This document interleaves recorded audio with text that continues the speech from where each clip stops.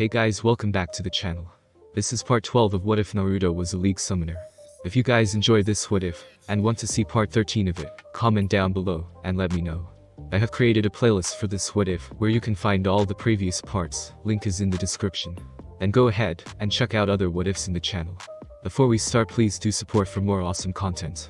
Don't forget to subscribe and leave a like, and also share this video with your friends. So let's start this video. Alright everyone, we will leave in 5 minutes. Make sure you are ready. Ria said as she looked around the clubroom, earning nods of acknowledgement from all of her servants, before she herself finished her tea, and stood up from the couch, to do the last adjustment to her uniform with the help of her queen. After arriving at Kuo Academy, it did not take it long for them to gather everyone. Outside, even though it was only 8 in the morning, the sky was dark. From Naruto's understanding, a barrier had been set up around Kuo, to reduce the negative effects of sunlight to devils to minimum, causing the sky to be darkened, as if it was in the middle of the night. From what Naruto had learned so far, the Demon King of Foreign Affairs Seraphol Leviathan and her brother Surzich's Lucifer would be representing the devils. As for the fallen angels, Azazel and the current Hikuryuko, Vali, had shown up at school and disappeared into the conference room a moment earlier. Whereas the archangels Michael and his sister Gabriel, being accompanied by none other than Arena Shido herself, had just arrived at school on the behalf of the church in heaven. As expected, every side brought a small army of their own to the conference, making the atmosphere so tense that you could even cut it with a knife. If by chance something happens at today's conference, and the negotiation goes wrong, this place could become a battleground too. Don't jinx it. Naruto replied to his friend with a deadpan expression, making the knight chuckle nervously while scratching the back of his head. The blonde then turned his head over to Gasper, who was playing a video game on a Nintendo Switch console. Because Gasper could get too nervous, and accidentally activate his time-stopping power, it had been decided that Gasper would stay behind in the clubroom to prevent unnecessary commotions. However, he was also not the only one. Ravel, keep an eye on Gasper for me, alright? Naruto asked, looking over to Ravel who was standing a bit to his side. Since Ravel's presence was not requested by the Demon King, as she's not present in the Kuo battle against Kakabiel and his followers, the blonde had volunteered to stay behind with Gasper and watch over him. Yes, you can trust me on this, Naruto-sama. The drilled-haired girl confidently said as she looked up at Naruto, who nodded his head at her with a smile. Try not to cause trouble, Yakitori girl. Behind him, Kaneko spoke up with her usual blank expression. What did you just call me? Alright, don't fight you two. Naruto chuckled and stepped in between them before the two could go on with their usual bickering again, causing Ravel to huff and look away with her arms crossing on her chest, while Kaneko just continued to stare blankly at the blonde. Gasper, be a good boy, okay? Yes, Naruto-senpai. Gasper finally looked up from his gaming console, and nodded his head to them. Good luck, everyone. You got it. Ria smiled as she turned her attention to her servant, announcing loudly as she started making her way to the door with the Keno following closely behind her. Alright, it's time. Let's go. With that, Naruto and the rest of the club walked with Rias out of their clubroom, following behind their master, but not before the blonde turned around and nodded his head to Ravel and Gasper, who continued to look at them until the door was slammed shut. The conference meeting would be held at the meeting office of the student council in the new school building, so it took them about 3 minutes to get there on foot, and once they arrived, Rias knocked her hands on the door before entering with her servants. In the middle of the room was a round table, and sat on the chairs surrounding it were the leaders of each faction. Sona and her servants had arrived before them, and all of them had taken their seats. Naruto's eyes soon found Momo, and the white-haired girl flashed him a small smile, before she returned back to her previous calm expressions.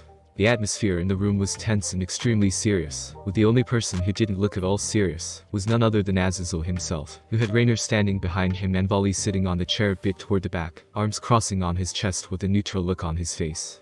Facing the two fallen angels were Surzich's Lucifer and a beautiful female devil with black hair and blue eyes, who Naruto assumed to be Seraphol Leviathan, the older sister of Sona Citri. The last group that were sitting with them at the table were dazzling, bedecking in robes of pure white and brilliant gold, being a man and a breathtakingly beautiful woman, both with long golden hair traveling like a waterfall down their head.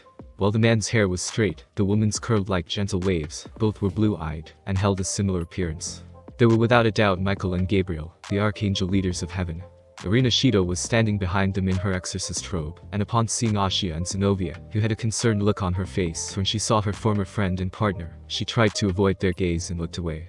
The last one in the room was Grafia, who stood in a corner of the room near the tea cart, but she had a stern expression on her face that benefited her position as the feared silver-haired queen of annihilation. Seeing his sister and her servants, Surzicha smiled warmly at them while Azazel, the one who was as carefree as ever even in such a tense atmosphere, waved a hand at them and threw Naruto a small smirk. The blonde just nodded his head in acknowledgement. Ah, the ones we have been waiting for, the governor said. With a smile, Serzichus went on to introduce them to the other parties, as Riaz lowered her head to them. Everyone, these are my little sister and her family. They're the ones who defeated Kakabiel and his followers in the Battle of Kuo a few weeks ago. Yes, I read the report of the fight. I thank you for taking care of that incident, Michael said with a warm smile. Well, Kakabiel is on my side, so I think I owe you kids an apology, Azazel said with a nod of acknowledgement toward Riaz and her servants. After that, the Grimoire group wasted no time to settle down, taking their seats next to Sona and her servants, with Naruto being the last to do so. However, before he could turn around and sit down next to Riaz and Ashia, he heard Azazel's voice and turned around to look at him. Nice jacket, kid. Thank you, Naruto replied in a monotone before he sat down. Now that everyone has arrived, I will say the preconditions for this conference. Everyone here present knows about the most forbidden subject, the absence of God, Serzichus announced to the other leaders. As he sat there, Naruto snuck a glance over to Sona and her servants, and saw that none of them looked surprised by the paramount news.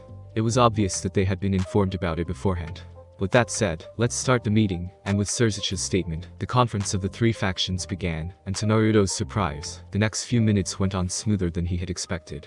With the leaders discussing the Cold War and small conflicts that they had been having since the end of the Great War.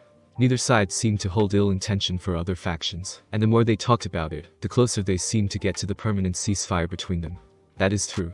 Michael, the current leader of heaven after the death of God, nodded his head in understanding. If we continue it like what we are doing now, certainly the three great powers will head down the road of destruction. It was the painful truth that even Azazel, someone who looked so carefree, had to admit, because it was a fact that the fallen angels had suffered the most loss in the war among the three, and worse, the one who were without direct means for bolstering their numbers. If another war broke out, it was not that difficult to tell which side would be first to perish. Now then, Riaz and Sona, can you two tell us about the incident that occurred here a week before? Yes, Lucifer-sama. The mentioned two said at the same time before both of them stood up to talk about Kakabiel's recent attack on their school and hometown, while everyone from the three great faction listened. Riaz summarized the events of the incident as calmly as she could. She had become nervous when her brother called her name, and her nerves were so shot that, when she talked, her hands balled into fists. From what Naruto could see, each representative of their respective faction had their own reactions to the story. One shook their head in displeasure, one scowled, and another smiled at the end. Fascinating, a devil wielding the power of an angel, Michael said in astonishment when Riaz finished telling them about Naruto and Kale's combination that allowed them to defeat Kakabiel. I have heard many things about the summoner of the league, but I didn't expect him to be able to do something like that too. All eyes turned toward Naruto, making him feel a little uncomfortable under the gaze. Please tell me, was it because of your powers, or because the balance between holy and demonic just not there anymore? I believe it's both, actually, Naruto calmly replied. Because of the oppositions of our natures, Kale warned me that our combination will take me longer than with others, but we ended up merging so much faster than she had expected. He then paused for a second before continuing. I see. Michael nodded his head in understanding. Thanks, Riaz, Sona.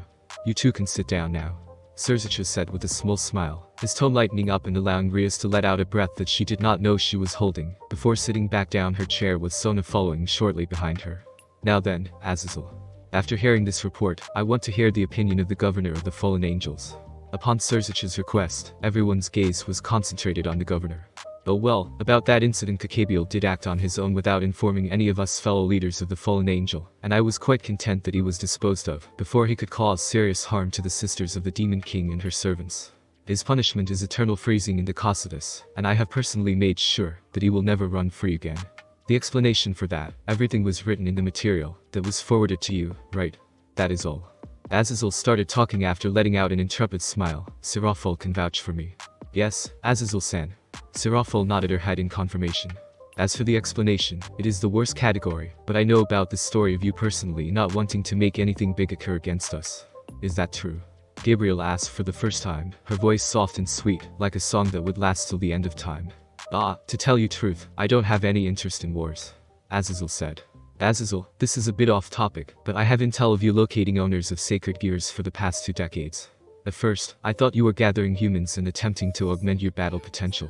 I even anticipated you to wage war against Heaveneros, but this time it was Serzichus who asked Azazel. And yet, no matter how much time passed, you didn't wage a war against us. When I heard you had gotten hold of the Vanishing Dragon, I was enveloped by a strong wariness. The Archangel Michael shared the same sentiments as Serzichus. Hearing the two's concerns, Azazel smiled bitterly. It was for the sake of sacred gear research. That kid over there is the living proof that there are still so many things that we still don't know about sacred gear.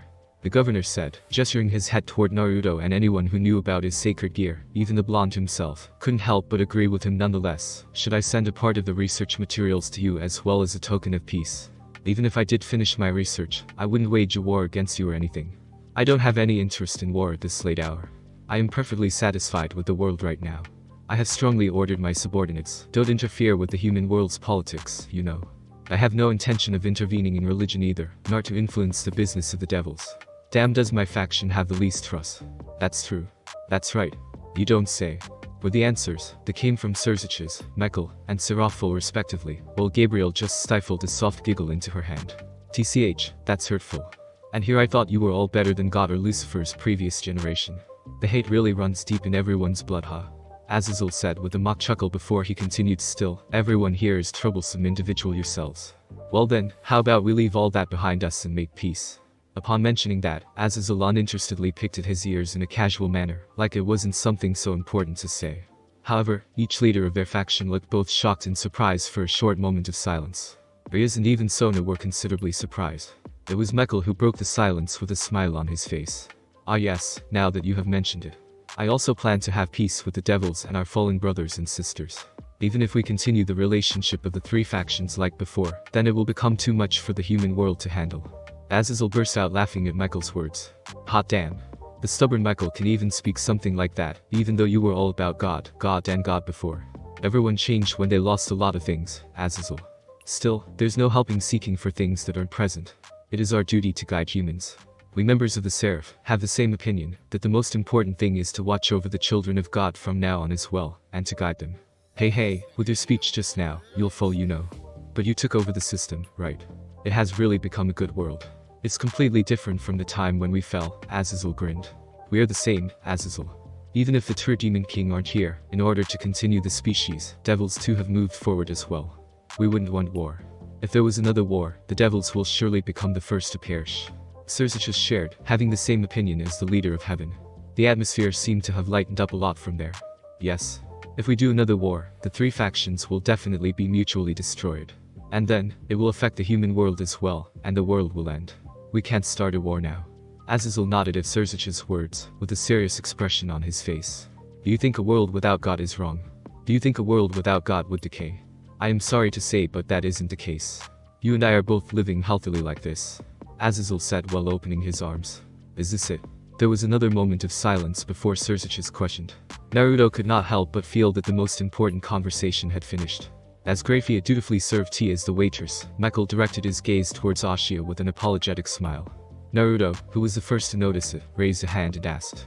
Meckel-san, may I ask you a fairly simple question? Yes, of course. Please go ahead, Naruto-kun. Meckel nodded his head with a smile. Why didn't you do anything when they exiled Ashia? The mentioned girl widened her eyes at his question, looking both shocked and surprised by it. Ah yes, I can only apologize for that. The archangel began with a sad smile. After God's death, only his system to govern divine protections, mercy and miracles remained. The system was, if I can explain it simply, the system to perform the miracles and etc. God had done.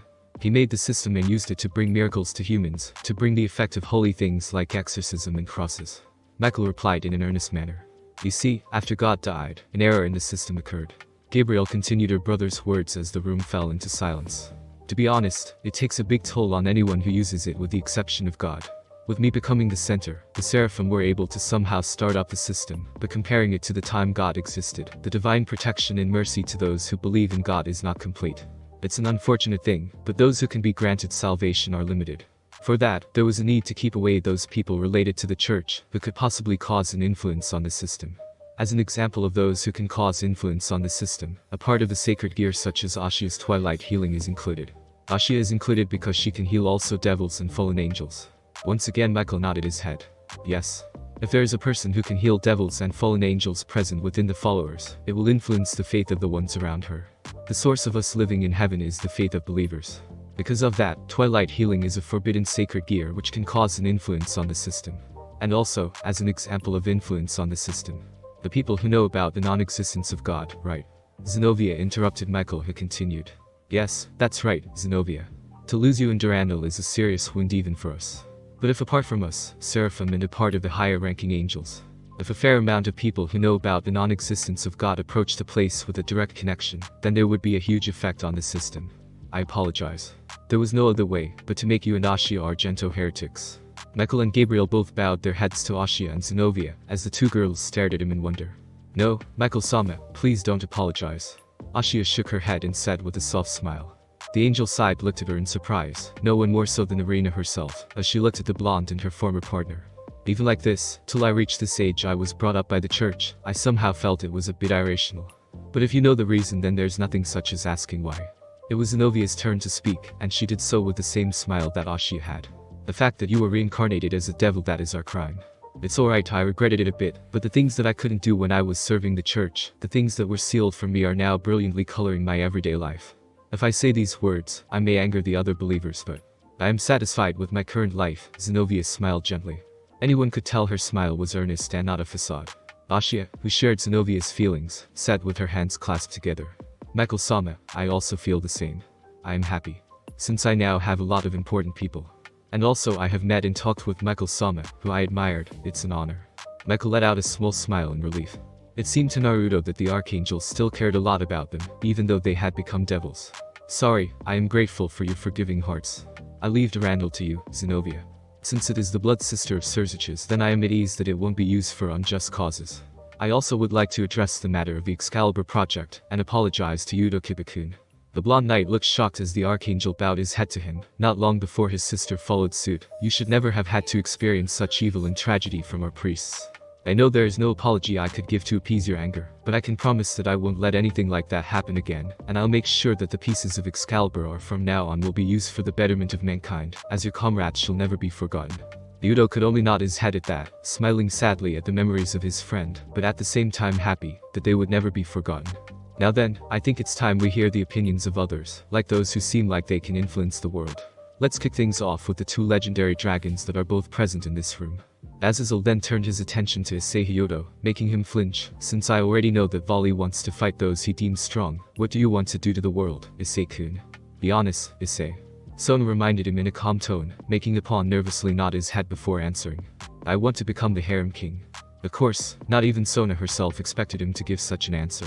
No, unconsciously she had known he would say something like that despite being in a very serious situation, so instead of looking at him like he had grown a second head, some girls in the room even having a look of disgust on her face, Sona just let out a sigh as her older sister looked and smiled at her in pity. Oh wow, that's a very straightforward answer. I did not expect that one from the mighty Sekirute of all people, but at least he's honest with himself.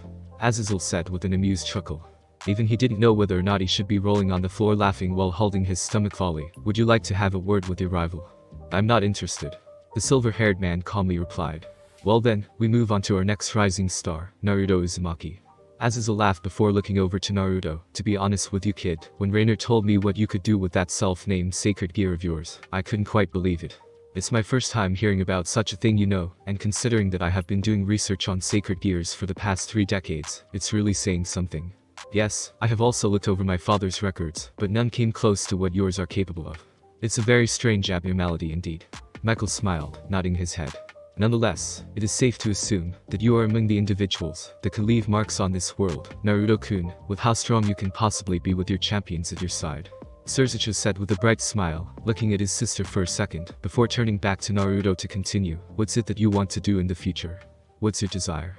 Naruto opened his mouth to answer Azazel, wanting to tell them that his goal to become a pro League of Legends gamer had not changed, but before he could do that, the blonde suddenly felt his inner alarm go off, followed by a familiar sensation that washed through his entire body. Naruto had felt it once, so he knew exactly what it was. It was the activation of Gasper's sacred gear, Forbidden Baylor View. Well, it wasn't the case, Kiba really had jinxed it for them. The conference had been attacked by an unknown force of terrorists, who appeared to have snuck into the Orcs clubroom and captured Gasper, using his sacred gear to time freeze everyone.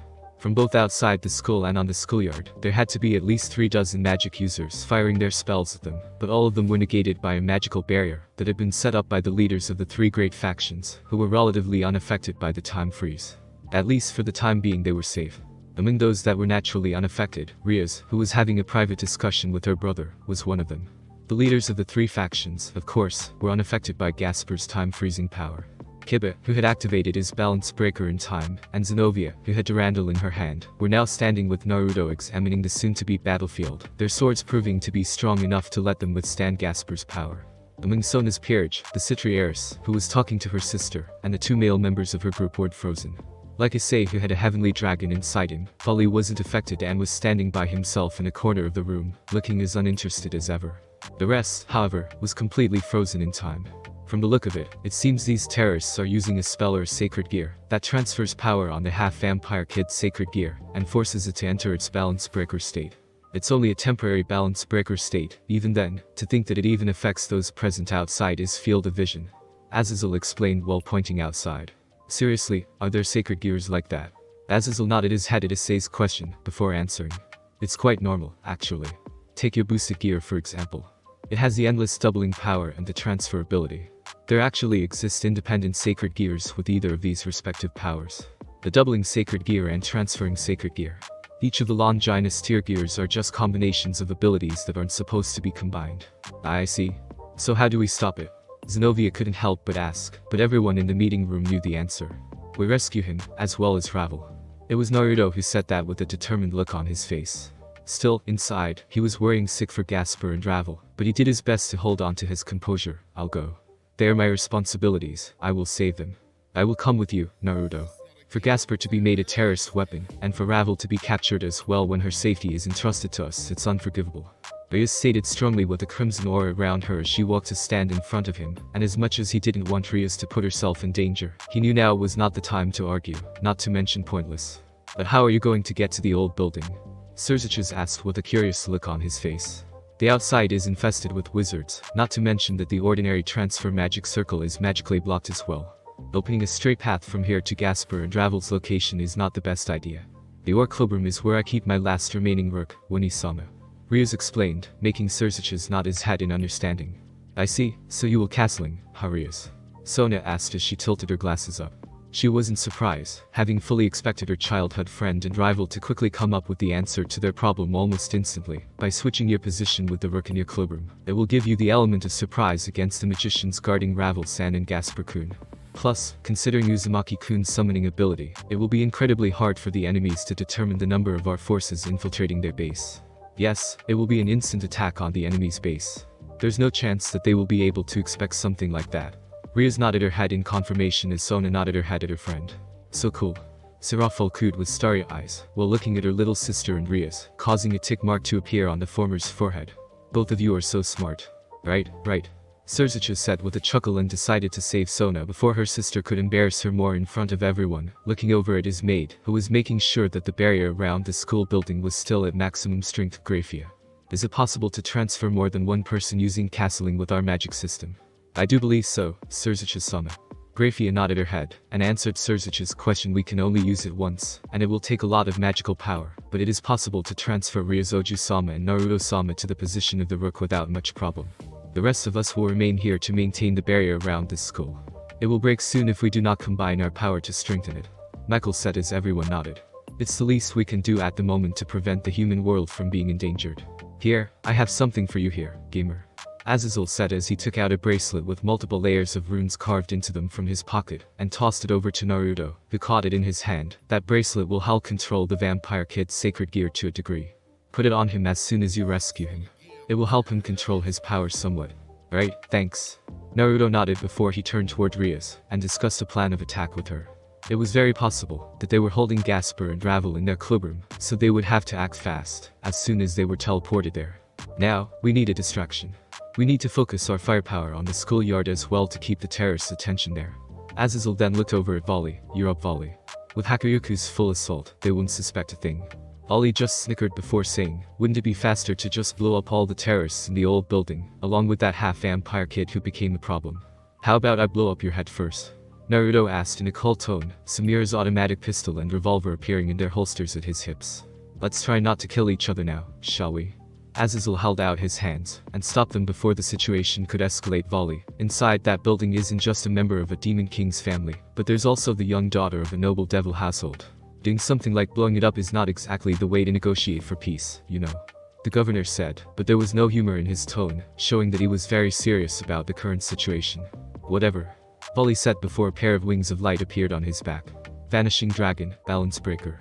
After that announcement, the silver-haired man was clad in white and blue dragon scales armor that emitted a powerful aura. How about joining me outside, Hyodo Issei? The wielder of divine dividing asked, looking at his rival from over his shoulder. Stay calm, Issei. Do not let him provoke you into doing something stupid. You will fight with us, is that clear? Sona spoke up before Issei could say anything. Yes, Kaichu.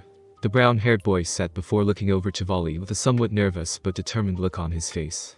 The vanishing dragon said nothing else after that, and walked over to open the window and take off, dashing and diving down into a group of magicians, while creating a path of light behind him, annihilating everything on his path.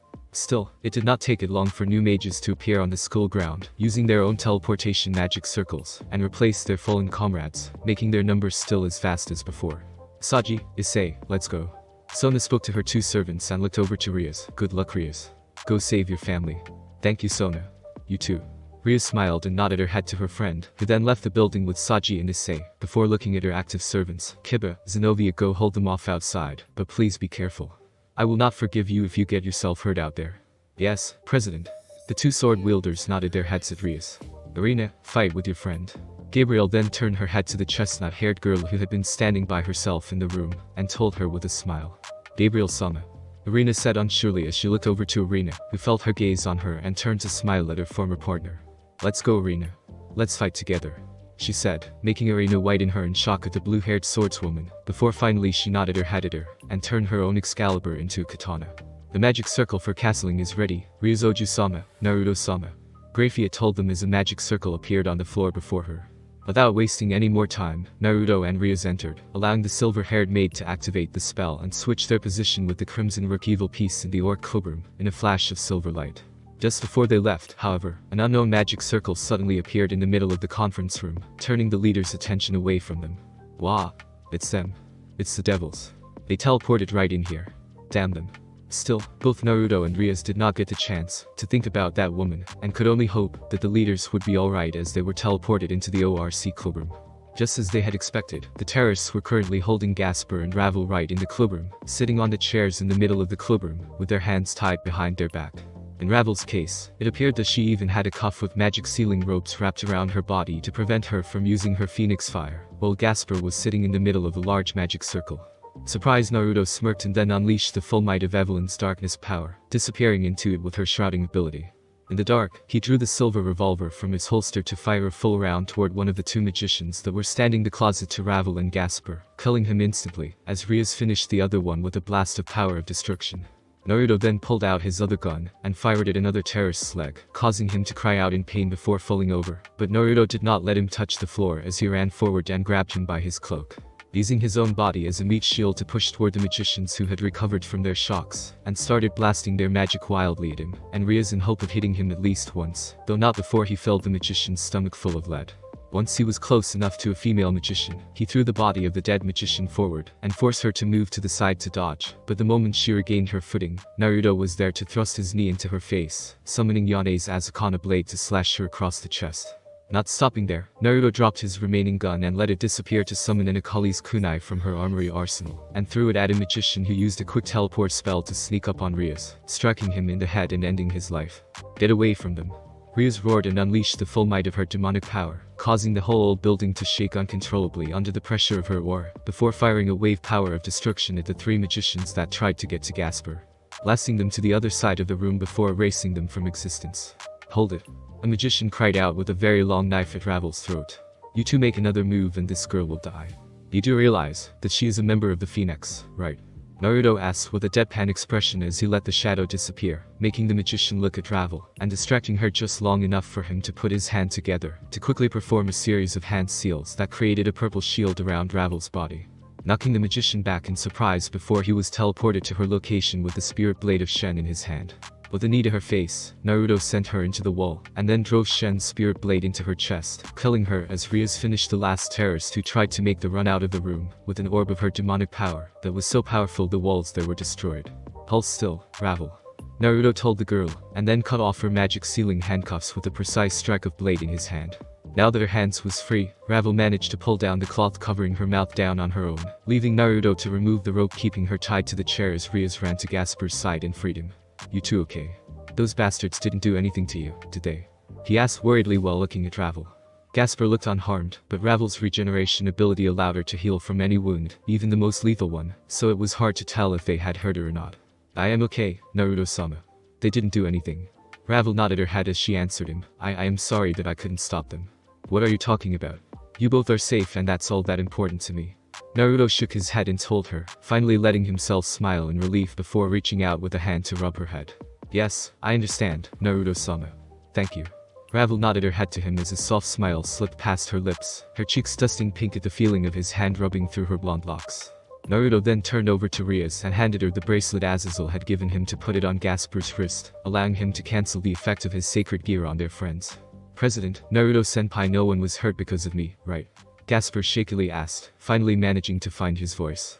Yes, everyone is fine, Gasper. Rias answered her bishop with a soft smile as she helped him get back on his feet, before turning over to look at Naruto and Ravel. We should not waste any more time here. Let's get back to the others. Yes. Azazel chuckled to himself as he used his wings to maneuver himself between the array of attacks being fired at him from every direction, coming out on the other side completely unscathed as he smiled at his irritated opponent. A tall bespectacled dark-skinned woman with a voluptuous figure who dressed herself in an extremely low-cut dress.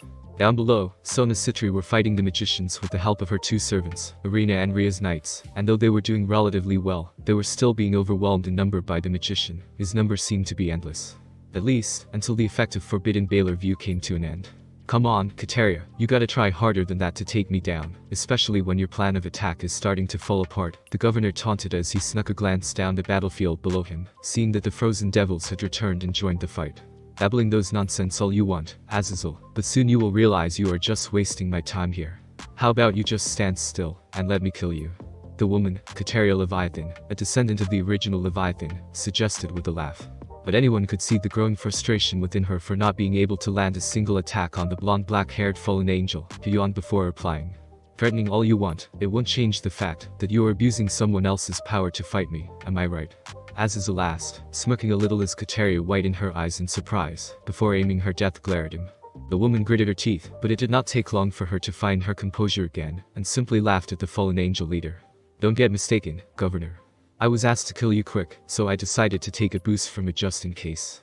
Kateria's eyes became sharp as as menacing snake-like aura emanated from the magic circle that appeared in her hand, wrapping itself around her form before absorbing itself into her body. Do you know what this is, Governor?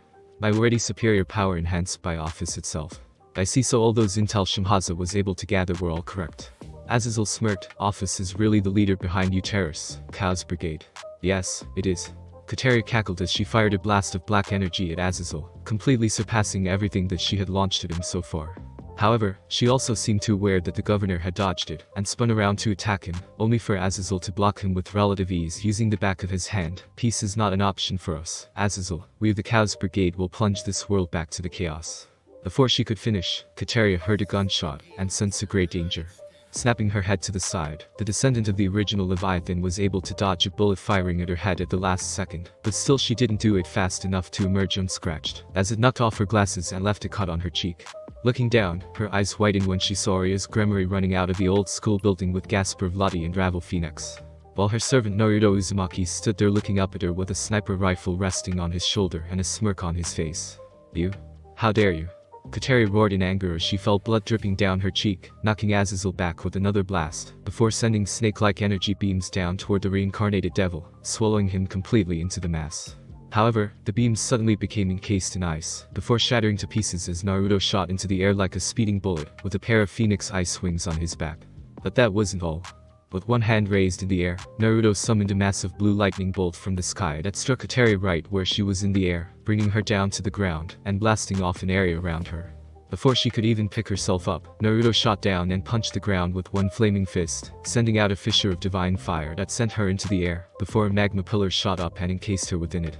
With his wings of ice extending fully, Naruto took off once again, and launched himself through the pillar before Kateria could escape on her own, causing it to explode violently, and sending her crashing into the barrier above. Before you start telling me how you came to save my ass, I got it covered. Azazel chuckled as he flew down to stand next to Naruto, and looked at him in amusement. Whatever, I am paying for the bracelet. The blonde replied with a roll of his eyes. So, you merged with 3 different champions, didn't you? The governor concluded after observing the blonde carefully. He could feel 3 different powers within Naruto, each one of them representing an element that he had used against Kateria. Yes, Anivia, Orn and Volibear. Naruto nodded as he raised his hands and summoned the power of the 2 demigods of Freljord respectively in his hands, surrounding his left hand in sparks of lightning, and holding in his right palm a blazing flame. However, anyone who had seen him merge with Orn and Volibear and utilize their powers before, could tell they were both relatively much weaker than usual. This was a power that Naruto had come up with during his training after questioning whether or not he could merge himself with more than one champion. After some work, he had found out that his body could handle 3 of them at a time, allowing him to use multiple powers at the same time, while using his own demonic energy to sustain them.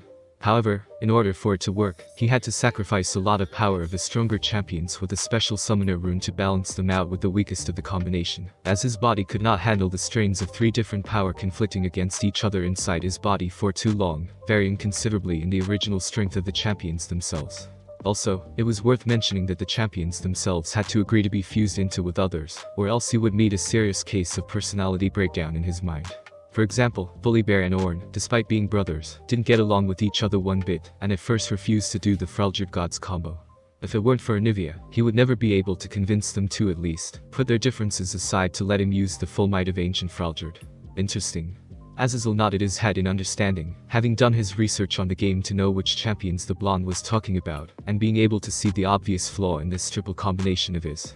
Still, it showed immense potentials for future developments, considering that it wasn't even his balance breaker yet, which was something else even for the Longinus tier sacred gears. Before Azazel could say anything more to Naruto, however, Kateria removed herself from the destroyed building Naruto had sent her into with a hateful glare on her face. Damn you. You lowborn shit. Screaming in rage, the descendant of the original Leviathan launched a series of consecutive dark energy blasts at Naruto, forcing the blonde to dodge. But his cryo-phoenix wings allowed Naruto to avoid all of them while getting closer and closer to Kateria. Do you even know who I am? Am I Kateria Leviathan? The descendant of the original Leviathan, my blood alone is superior to yours. Don't you dare think that, Ga. The woman coughed with an expression of shock and pain on her face as Naruto suddenly appeared in front of her, and drove his fist into her stomach. You know, I have met one like you before, and you are even more annoying than he was. Naruto stated, and then shocked and burned her with a combination of divine lighting and fire that generated from his fist, making Kateria cry out in pain before he froze her in ice.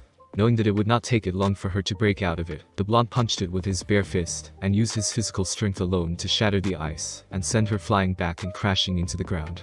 Time to end this.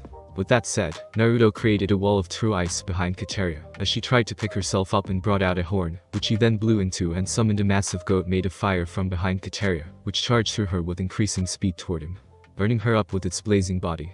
Once the goat was close enough to him, Naruto headbutted it and sent it right back to the pure-blooded devil, causing it to run through her with even more force than before, crashing her into the wall of true ice, with so much force that it shattered upon impact. Ah! Kateria cried out in pain and coughed out blood as she felt her organs being shattered, and her flesh burned under the might of the call of the Forge God, but that was far from the end of Naruto's finishing assault, as he then shot into the air with his fist crackling in a mini lightning storm. Her eyes widened in shock and horror when she saw an image of a roaring white bear behind him, before Naruto launched himself down, and sent his lightning fist through her body, engulfing the entire school in a lightning storm that sent anyone who weren't prepared for it away, with Rias and Sona protecting their servants with a combined barrier. So this is your servant, Rias. Sona said as she increased the strength of their combined barrier to be able to withstand the power of Naruto's Stormbringer Incredible. Rias merely smiled while adding more of her demonic power into the barrier alongside her childhood friend. Behind the 2 high-class devils, their servants could only watch on in astonishment at the display of strength from the pawn of Rias' Grimoire. Once the lightning storm ended, Naruto could be seen standing over the horribly disfigured corpse of the devil that was once known as Kateria Leviathan, which then started to disperse into ashes soon after, by just a breeze of wind and fade away from existence. Which one of you is next? Naruto then asked in a chilling tone as he turned his head around and looked at the nervous magicians standing behind him from over his shoulder, effectively breaking their wills to fight and stopping them from doing a sneak attack on him. How about me then? The blonde then heard a voice coming from above him, and turned his head to see a blast of white energy with a blue ore coming toward him. Before he could summon a shield to block it or dodge, Azazel had appeared before him and created a magic circle that he used to shield himself and Naruto from the attack. You? Naruto growled as he glared at the attacker. I see, so this is what you want to do, betraying me now of all time, Volley.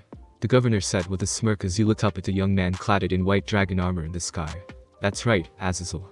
Volley nodded his head in response. Yes, I have really lost my edge, huh? First Kakabiel, and now it's you. Azazel muttered as he lowered his shield while scratching the back of his head. Why betray me, Volley? Sorry old man, but these guys are just more fun to hang around with. A world of peace is a world of no fighting strong people, and that's a no for me. The White Dragon Emperor answered. So even the Great Vanishing Dragon is submitting to Office? Nah, just cooperating. Office asked me if I wanted to fight Asgard, and it felt like it was a nice way for me to test my strength.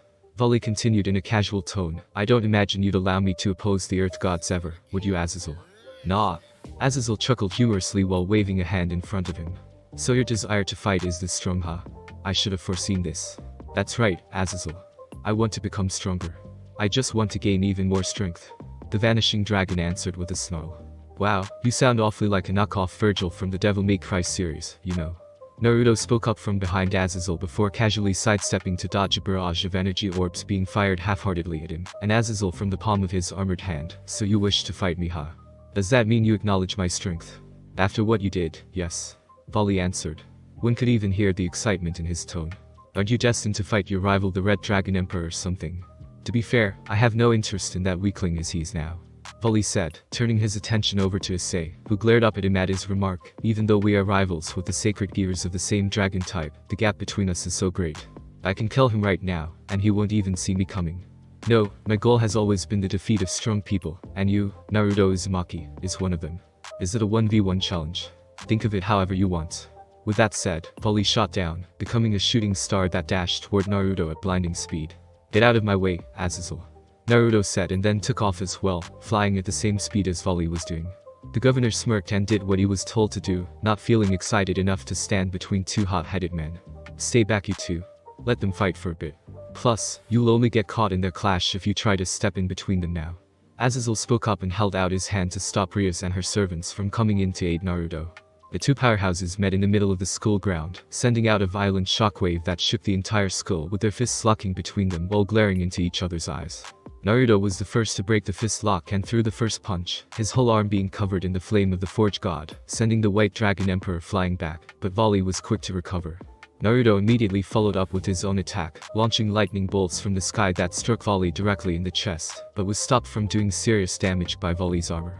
At the same time, the lightning bolt generated a shield for him to guard himself against Volley's counterattack, making both combatants' powerful defenses prove to be incredibly effective against one another as they clashed across the sky, generating massive shockwaves each time their attacks connected. Divide, the gauntlet shone, and Naruto felt his power reduced, while Volley felt himself becoming stronger. However, that still didn't stop the blonde from delivering a powerful uppercut into his jaw, launching him up before summoning a glacial storm of driving rain and ice with an extra of lightning bolts, forcing Volley to fly around to dodge.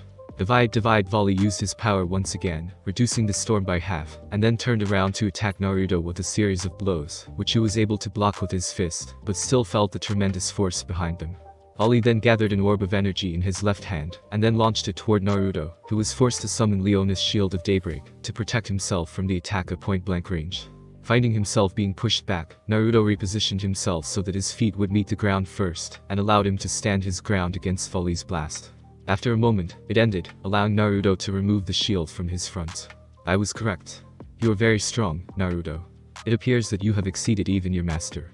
Volley said in a calm tone as he lowered himself down to the ground also. You are still somehow at your full power, even after I have used my Sacred Gears Divide ability on you several times. How did you do it? Heh, I'm not gonna turn into a cliché anime protagonist and tell you my secret. Sorry, but that is not my style, Naruto said with a smirk. Fair enough. But I suggest that you get serious now. My next attacks will surely break through your defense. Volley stated confidently, his wings flaring out behind him. You're welcome to try. Naruto then took a fighting stance that Lee Sin had taught him, getting ready for Volley's next attack. Use your balance breaker, Naruto. The Vanishing Dragon suddenly said instead of attacking like everyone had expected him to do, making them widen their eyes in surprise.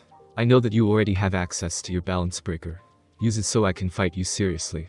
How do you know that, exactly? Out of curiosity, Naruto decided to question his opponent. You have too much demonic power to not already awaken your Sacred Gear's ultimate power, even while it seems to be being used to sustain this form of you. Volley pointed out, making Naruto raise an eyebrow at him. In case you were wondering, I know because my balance breaker was unlocked the exact same way. So you are saying that you have demonic power? Rias asked, coming to the conclusion. Volley nodded before revealing, his helmet removing itself to expose his face as he said, yes, my real name is Volley Lucifer. I am the descendant of the original Lucifer. You unbelievable. Ryuz muttered as the others looked at Volley in astonishment. At that, Azazel decided to confirm Volley's revelation, speaking up with a small smile on his face. It's true. If anyone has such a ridiculous existence, it's him. He will be the strongest hacker Yuku known between past and present, and perhaps the strongest of all. So, I will ask you one more time, Naruto Uzumaki. Use your balance breaker, I want to witness the full scale of your power. Volley said, as his head was once again encased in his white dragon helmet. To think I would have to fight against an opponent after just 3 months of being a devil. Naruto chuckled as he stood straight up, dropping his hand at his side as wings of ice disappeared. Very well, since you seem to have told me such a secret, I will honor you. With that said, Naruto focused his magic into the runes on the sleeves of his jackets, causing them to grow brightly as an aura flared around him. Boss, you there? What's up, kid? I am in the middle of a fight right now. I need your help now. TCH, you have any idea how ungrateful you sound, you little brat? Just be ready. I will summon you and use that power. Naruto just smirked, knowing full well that Set had already finished that fight of his. He then extended his hand to the side, and summoned Set to his side. Hell yeah, I'm undisputed. The boss grinned as he punched his fist, looking at the armor-cladded man standing before him. Tough-looking opponent, kid. Gave you a hard time. No, but he's strong. Naruto answered. I can tell. Set smirked. So you summon a champion of yours, I assume. Volley stated as he looked at Set. Even he could tell the man standing in front of him was strong, might be even more so than his summoner physically. Am I supposed to be impressed? Try to punch him, if you can. Naruto said with a smirk. I will even pay you if you manage to punch him in the face. You know what, Uzumaki, I might be too soft on you recently. Set growled in annoyance as he turned around to glare at Naruto, a dramatic angry scoff on his face, as he pointed his finger down at his so-called student. The next time you summon me, I will make sure to shove my foot so far up your ass, you can feel it with your... Just before Set was able to finish that sentence, Volley had already shot forward with his fist cocking back, getting ready to punch the half-fasting champion. However, just before his attack could connect, the boss spun around and caught his fist with one hand, not even bulging as he glared down at Volley. Unitera Arsenal Balance Breaker, Multiverse Transcendence. Ascend. Yo.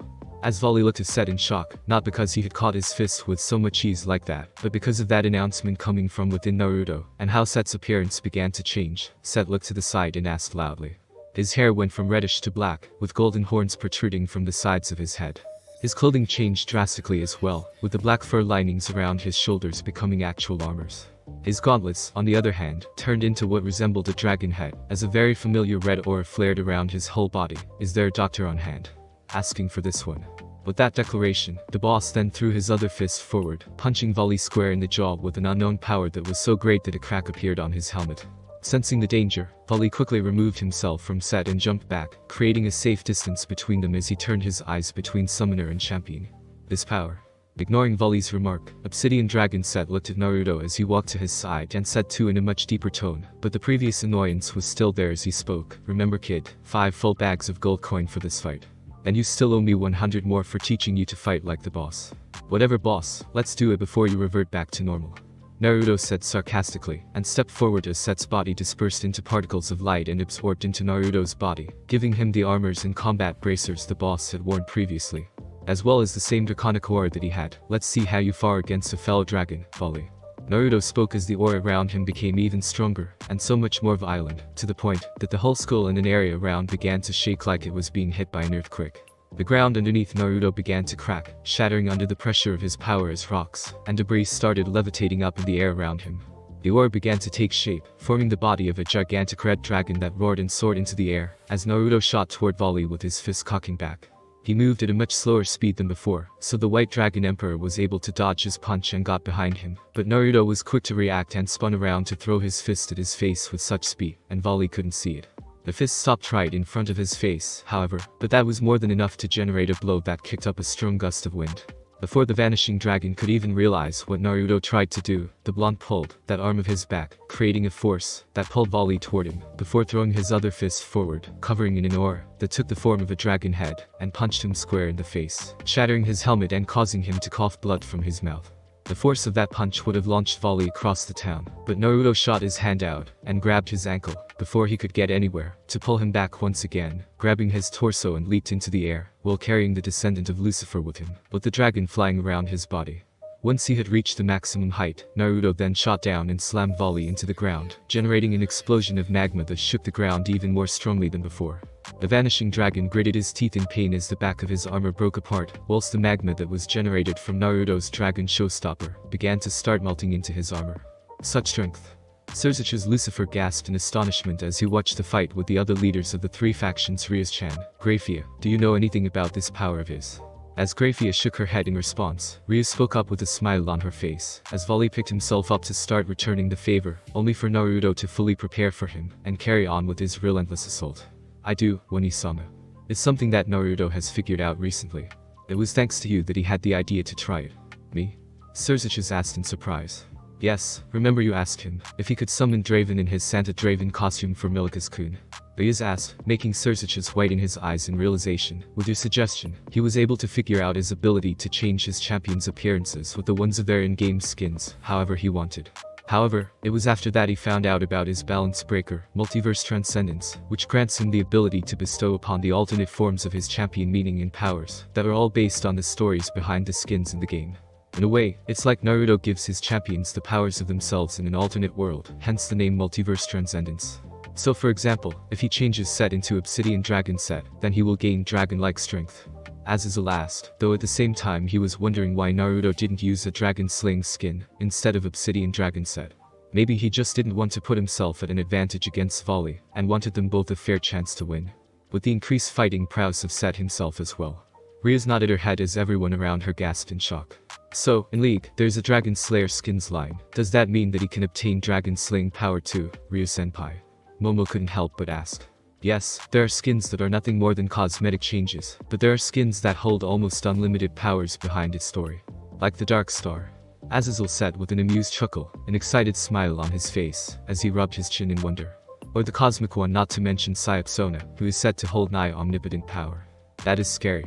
Sona finished in amazement, unable to hold back to the expression of shock that was visible on her face. But I assume that the form is not easy to handle, is it? Yes, the champions themselves cannot hold the forms with meaning for very long, so Naruto merges with them to use that power for an extended amount of time, at the cost of his own demonic power. Rias explained.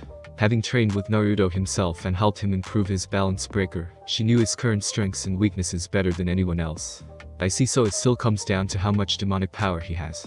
Sona nodded her head and tried to sense Naruto's energy reserve, finding out that there's not much of it left. At the same time, he had also started to look quite worn down now, even though he looked completely fine before, with sweat pouring down the side of his face. His breathing was short and quick. The more punches he threw, the more tired he seemed to become. While Naruto just looked exhausted due to Set's healing power patched up all of his wounds, however, Volley looked like he had had his life beaten out of him. His armor was cracked and broken in several places, revealing much of his body underneath. He was also bleeding badly. His left arm was broken, and his lip was split from the merciless beatdown Naruto had given him. Several places of his body had also been burned by the magma that was generated from Naruto's attacks, leaving him more or less in an even worse condition than Naruto. Have enough yet? The blonde asked as he stood facing Volley, smirking tiredly as he tried to stay on his feet. He had about 1 minute and 30 seconds left before he was forced to cancel his balance breaker to prevent himself from passing out again. On the other hand, Naruto had also used so much demonic magic that summoning a champion to his aid was not an option anymore as well, so he had to make every attack count. I can still fight, you know. Volley said between rasped breaths. The real question is, how much longer can you keep that form up? Wanna see? The blonde taunted back and then got ready to meet Volley in another fight. But before he could do that, a magic circle appeared behind Naruto, and from there someone shot out to attack him from behind. Feeling the threat, Naruto twirled around with a roundhouse kick, but the unknown enemy was able to front flip in midair to avoid the devastating strike before jumping down beside Volley. Whoosh, that was so fucking close. He said as he put his weapon, a staff, on his shoulder. Have you not tired as you are now? I would have been in serious trouble. Naruto couldn't help but ask, who the hell are you supposed to be? A Wukong one-up. How did you know that I am the descendant of Sun Wukong? Is it because of the staff? The young man asked while scratching his head before shaking it. Never mind that. Volley, I'm here to get you. Aiko, what are you doing here? Volley couldn't help but ask as Rias rushed over to stand beside Naruto, while Azazel was walking toward them with a carefree expression and his hands in his pockets. Yo, is that how you address someone who comes to save your ass? You look like shit, you know. Aiko answered with a small smirk. Anyway, we're smack dab in the middle of a fight with the Earth God. If you can still fight, then save that strength to help us. TCH, is that so? Kateria failed here, didn't she? Baiko asked as he looked around. That means your job here is done too. TCH, fine.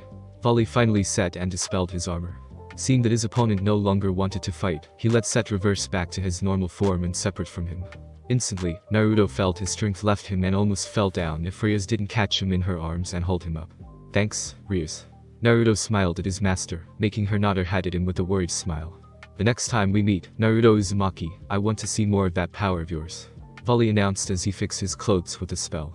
Running away now, aren't we? The blonde taunted with a smirk.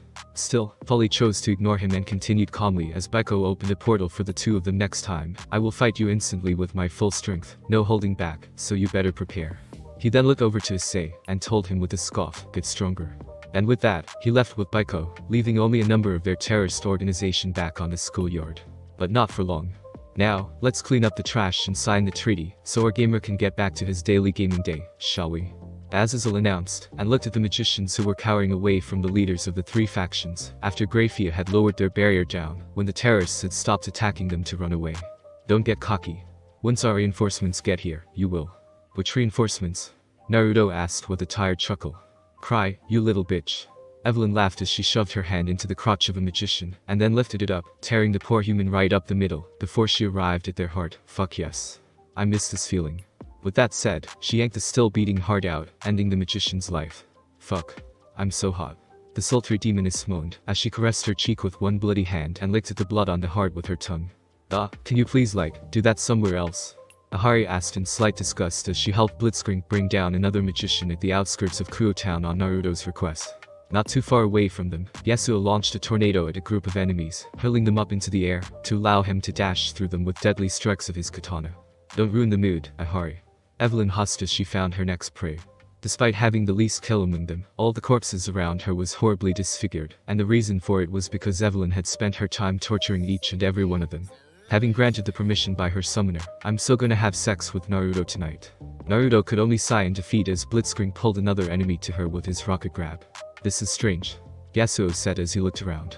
There were some left, but not as many as he had expected them to be, considering the number of magicians they had been told to have shown up at Kuo Academy. I thought there would be more of them. Maybe they're I don't know. Ahari answered with a shrug. Unbeckoning to them, the one responsible for the lack of enemies were watching them from the rooftop of a nearby abandoned building, appearing to be a man and a woman wearing cream-colored cloak. Once the four champions of the league had taken out the last enemy, the man then put his hand on the woman's shoulder, and together they disappeared in a yellow flash. And with that, the meeting of the three great factions had come to an end, and the peace agreement known as the Kuo Accord was signed. Thanks for listening. I do hope you enjoyed. If you want a next part of this video, subscribe, and comment down below, and turn on that bell notification, and also check out the other videos that I have created, and enjoy. See you in the next video. Peace.